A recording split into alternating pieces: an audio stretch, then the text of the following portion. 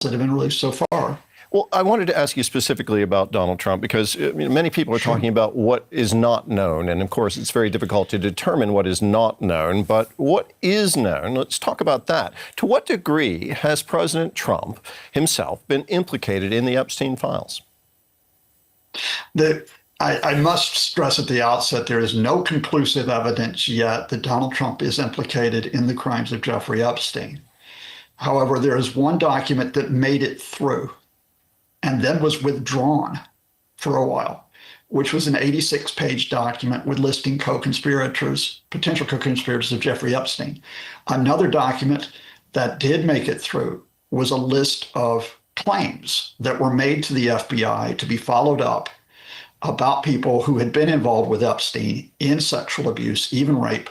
And one of those claims, a serious claim, involves Donald Trump.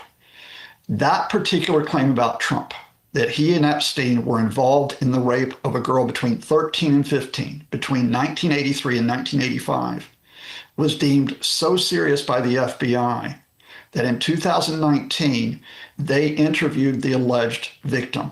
They interviewed her a day before Epstein died in prison.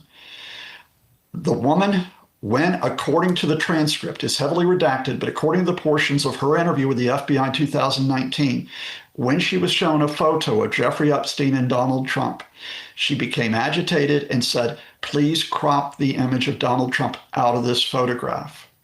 So in that released document, she does not directly accuse Donald Trump of the sexual assault about which the FBI had a tip, but she is agitated at the mention of Trump's name.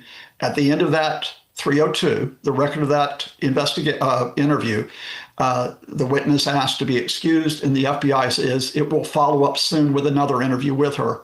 We do not know if that interview was conducted. Scott, thank you very much for talking to us again today. That was Scott Lucas, professor of American Studies